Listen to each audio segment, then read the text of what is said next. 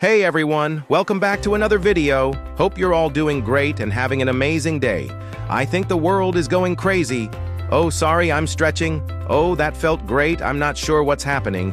It is a lot of the executive bills that have been signed, a lot of the orders, a lot of the things from the SEC, the new head of the SECU under, I can't remember this guy's name and other thing, have kind of paved the way for cryptocurrencies as a whole to do exceptionally well. The idea is that the new head of the SEC, with Hester Pierce by his side, are going to usher in a new world where we can get multiple different cryptocurrency ETFs, push through a lot of the news. The last 2 weeks or so has been a lot about railings and companies having discussions with the SEC and closed-door meetings and all these other kinds of things. We've gotten to the point where it's, how do I say this? I'm a gigantic advocate for multiple crypto coins. That is to say, while we could, to live in a world with just Bitcoin. I think it far more likely that we will probably exist in a reality. With Bitcoin, Ethereum, XRP, Cardano, Harar, you name it. These coins will exist. I do not think we will always have 9 million coins in the market, essentially. Don't forget to subscribe. Now, let's dive right in. Honestly, I think the world is starting to lose its mind. Oh, sorry, just had to stretch. Felt amazing. If you've missed the news in the past couple of weeks, here's the short and long of it. We also don't need them. But you understand there's a lot of coins I think are just, it's not even hype or fluff, is that? We don't need them. I mean clear flat out. Don't even need these coins. They're actually ridiculous. And because of the new SEC leadership, people are definitely pushing the boundaries in a way that they probably shouldn't, because it makes the space look ridiculous. We had news a couple of days ago about a company called Tuttle Capital Management, who announced that they were trying to, I believe, file paperwork for 2 different ETFs. I found out that it's actually a lot more than 2, and some of them are a bit unhinged. Like, we're getting to the point where people are heavily losing focus on what actually matters in the market, and they're just kind of throwing out anything that they can to make as much quick money as possible, which is the opposite of what we need, because we need like a stable economy within this space. Tuttle Capital, an investment advisory firm, has officially filed for 10 leveraged cryptocurrency exchange traded funds with the US SEC, according to Bloomberg ETF analyst James Safer. The proposed ETFs include meme coin-related products and other crypto assets that have yet to debut as exchange-traded products. A big portion of the problem has to do with the meme coins, simply because they're jokes. They don't have an actual economy to them. They're used as a joke. The word meme joke. The idea of trying to legitimize these in any way, when they were just released, they have no backing, no one supporting them, and they're not going to be used, is a little weird. This move marks a significant step towards expanding institutional access to leveraged crypto investment vehicles, potentially reshaping This is going to do something, potentially reshaping the landscape of cryptocurrency ETFs. Think at the moment, there must be over 25 filings for different ETFs, crypto ETFs, within the United States. Since we have the new SEC, it says new Tuttle Capital has filed for 10 different leverage crypto asset ETFs, including a bunch of meme coin products and assets that don't have any exchange-traded products yet. Here's the list right here.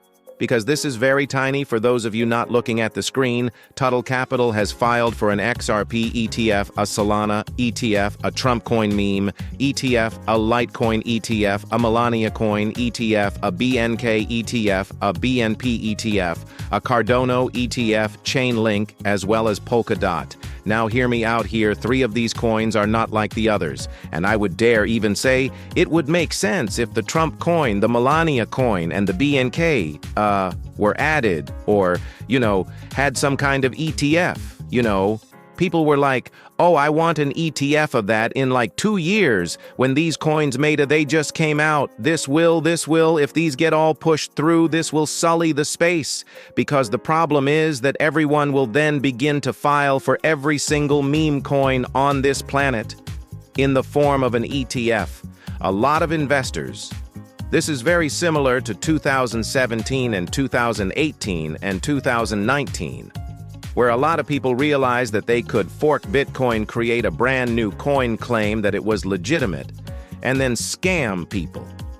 That's how we got Bitcoin Cash. And that's how we got Bitcoin Cash. Satoshi's vision, and Bitcoin Dark, and Bitcoin Green. Bitcoin Yellow was also a coin, as was Bitcoin Red. What else am I? Bitcoin Diamond was also a really big one as well. So when you have people who are looking to get into the market and they don't know where to go, especially if they use the idea of an ETF as some form of legitimacy. Yeah? So Tuttle has filed for 10 different ETFs. This is actually pushing the boundaries of what the SEC is going to do if they allow the actual real coins to have ETFs. Cool. But if they simply allow everything, we are going to exist in a jumbled market that is going to get out of hand, and it's going to cause prices to crash. Again, I'm telling you from experience, I've been here for multiple cycles. This was, of course, very big news because no company thus far has done anything like this. There's one other company, oh gosh, who was it? Is it here? I don't know, somewhere around here. Is it here? No? Yeah, it's there. One other company who has filed for another coin, and it's not that it's not legitimate, it's just more of a, okay, we'll see what happens. A lot of companies have refiled since, I believe, the 20th or 21st of January. We'll see what happens. That's the 10 different ETF filings news. And yeah, let's move on. Also in news that we had before. That's apparently new word news from the news that we had previously. News. The idea, once again, of basically the floodgates being open for cryptocurrency investments is a very big narrative right now. One of the main issues of having Gary Gensler as the head of the SEC was that he not only did not give proper cryptocurrency regulation, he was constantly reluctant to do anything that logically made any kind of sense. One of the core things about Ethereum is staking, and for some reason the Ethereum ETFs were allowed to go through, but without any mention of staking anywhere, which is a huge part of the actual protocol. So as almost said, GG Gary Gensler as GG is gone, and it looks like regulations are coming. It also looks like Ethereum might actually see a huge boost in price, simply because people get to use a portion of the protocol. Now, Ether exchange-traded fund issuers are hopeful that funds offering staking could soon be given the regulatory go-ahead. This was said by Consensus founder Joe Lubin. You might remember, I believe it was at the end of last year, there were rumors, of course, just rumors, that at some point the ETFs for Ether within the United States would also begin to have staking on them as well. That will easily push Ethereum over $113,000. Because not only are you holding the actual Ether as the ETF, but anyone holding the actual shares as well is also going to be receiving passive income. And that means a heck of a lot for normal holders and people who have 20, 30, 40 Ether, and also for these institutions who continuously throw millions of dollars into it. We are rapidly advancing towards a world where not only is crypto going to take over, but the passive income from it is going to be staggering. That's why I tell you all, you're very lucky to be in the market right now before literally billions of people enter the market. And also being able to buy at these prices is like a literal godsend because, and I say, when we get to a 718 million Bitcoin and you can stake it to get passive income, that's going to be monstrous. When you can do this with Ether, when we have a 45,000 Ether and people are like, it's really the way forward for a lot of this, he said. We've been in discussions with the ETF provider, and they are already working hard on that. So they expect that to be green-lit relatively soon. Cointelegraph is cool. The Ethereum co-founder added fund issuers are working hard on creating the best solutions for customers to deal with any complexities around staking and slashing. He said, I think it's going to be great for the technology and the ecosystem because they are leaning in to enable us as an ecosystem, do better, more. Okay, whatever. It's too verbose. Like, dude, just say. Like, it's going to happen. I don't have time for an entire paragraph of, it's very exciting if, and I know I'll say, when this ends up happening is going to be absolutely major for Ether. And I'll say this part as well. This is personal. I think a lot of Ether, the coin's lack of performance in the last 2 months, Ether really hasn't been moving is probably because of this. And I'll say the word manipulation as well, if you know that it's going to happen, or you have enough money to move the market and you realize that you can keep getting in at a low-priced Ether before it does a 4x, and you've essentially 4x the amount of money early on that, you'll be able to stake and also get back passively. It's huge. Even the ETF news, I haven't brought it here because it's not oh my gosh, whatever. But the Bitcoin and ETF inflows have also been super significant recently as well. They keep accumulating more and more. It's just that, weeks ago, prices weren't really paying attention to that. Yeah, so I guess that's the update. We're having a lot of imminent soon now tomorrow kind of news, and it's raising my anxiety a lot more than I would like it. It's similar to, for those of you who didn't see the president, I think she's the president of Ripple. If you missed that news story, she was yeah, XRP ETFs are imminent. And I was lady, cool. My brain can only take so much. Everyone keeps using the word soon, imminent, imminently, soon, starting soon. Okay, please stop. My brain can only handle so much adrenaline over the course of a day. That's the Ethereum ETFs.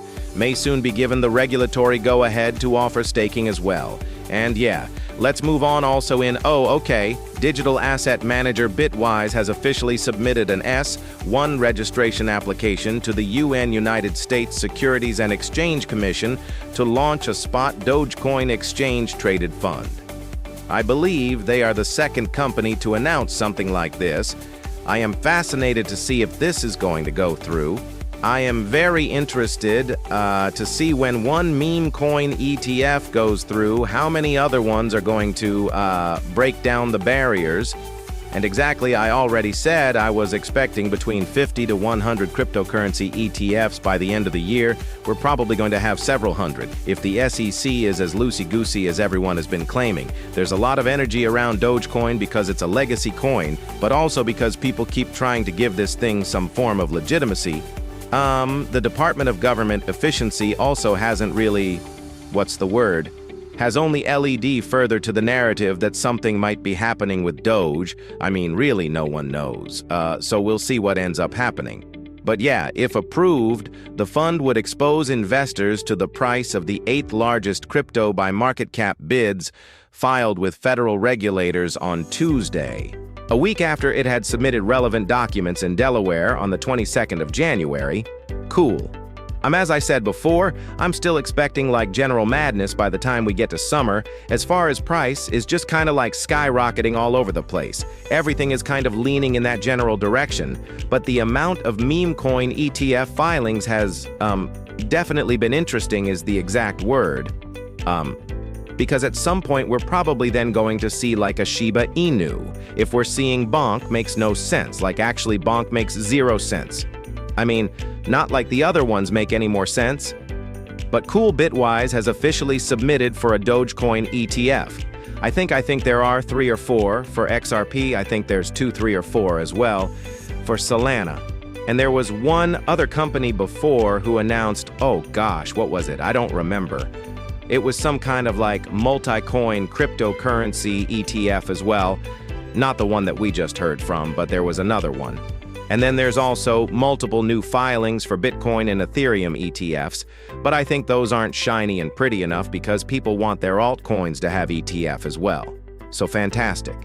That's the Dogecoin news. Yeah, let's move on. This news, I don't understand, people. This news was touted as the smartest thing that anyone has ever done in their entire life. There were multiple places. I'm not joking. Talking about how revolutionary this was and is going to be for the cryptocurrency space. It's just asset reallocation into another asset. Grant Cardone has introduced a new $88 million fund that mixes real estate and Bitcoin. Wow, apparently, the company is planning on using the money that they make from real estate to buy Bitcoin. It's not like it's really revolutionary, like you guys have to stop, come on.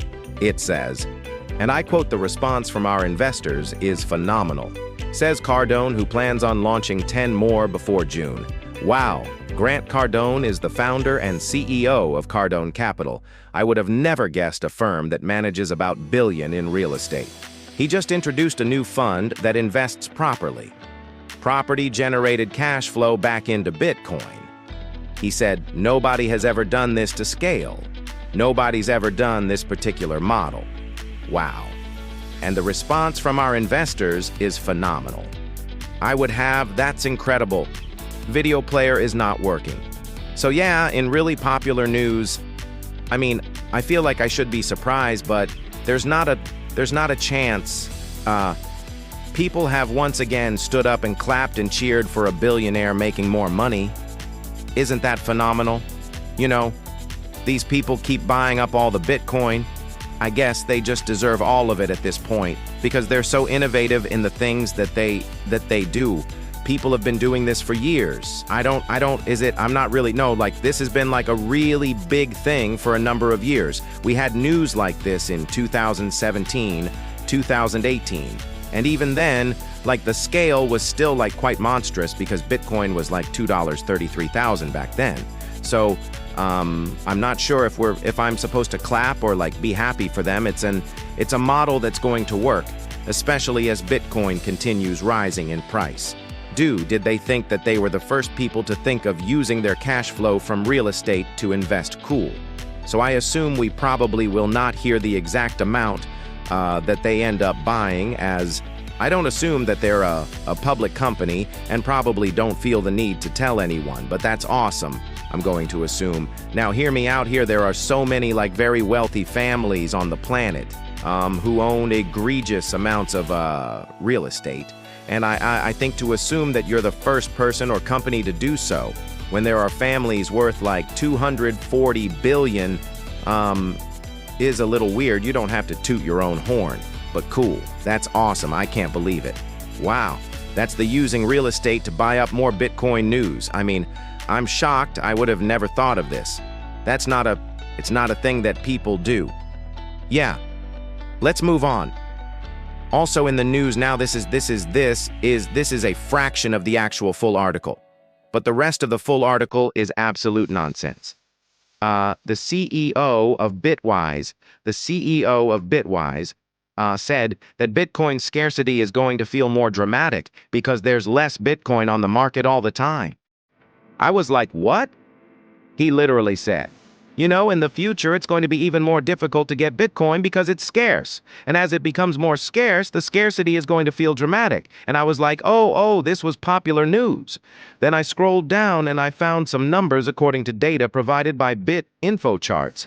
Only a minuscule portion of all Bitcoin addresses, 1.82% of all the Bitcoin addresses that exist, 1.82%, has an entire coin. That means 98% of other wallets do not have an entire coin. In addition, only 88.2% of all addresses have more than a tenth of a Bitcoin.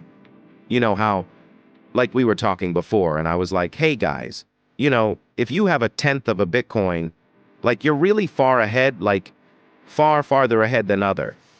Remember, so once again, I have been a consistently annoying advocate for when Bitcoin falls dramatically in price, making a video and telling people, hey, y'all remember when you were like, oh no, I wish Bitcoin would fall so I can buy more. And I was like, here's your chansey because the price keeps dropping.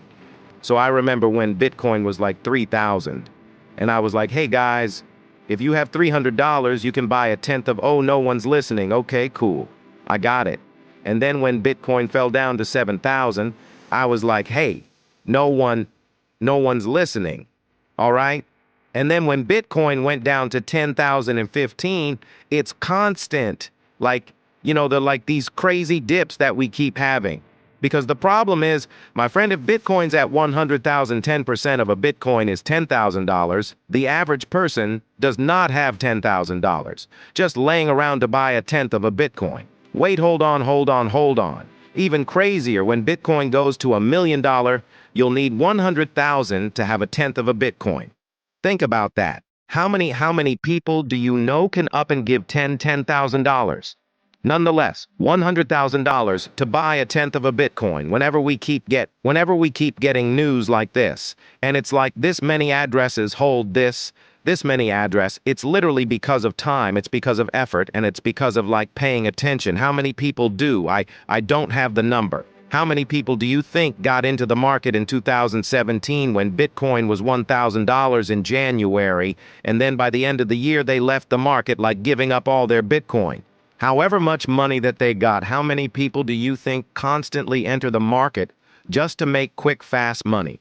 And then we get articles hearing about how few people even hold a tenth of a Bitcoin. And even crazier, I said this before in the other video as well, I was like, one of the craziest part. If it's 1.82% of all addresses that have an entire coin, how many of those do you think are owned by multiple people or the same person? This misconception is kind of, let's say there's 50,000 addresses that have X amount of Bitcoin. You know, most people like separate their monies, right? It's kind of like, let's say I gave you or you had $10 million, you wouldn't put all 10 million into one bank account. Heaven forbid, especially with the banking system. The way that it is, you would probably choose between 5 to 10 different banks, even more. So you'd probably have a house here, a house there, a house there, a house so. And so you'd have multiple different investments so that it wasn't all in the exact same place. So I assume a lot of these addresses that have 259 Bitcoin, they're probably owned by someone who has like 100, who just simply separated all of them. So that number is probably even lower. We keep getting news that like rich people own all the Bitcoin. And I'm like, hey guys, if anyone look at your portfolio, I've been saying this for years, in years now. Yeah, I know. Yeah, see someone raise their hand because yeah, I've been saying it for a long time. And it's because of this. The idea of owning an entire Bitcoin is going to seem like mythical in the future. It's literally not something that is going to happen for billions of people. The idea of a tenth of a Bitcoin. A tenth? Are you freaking kidding me?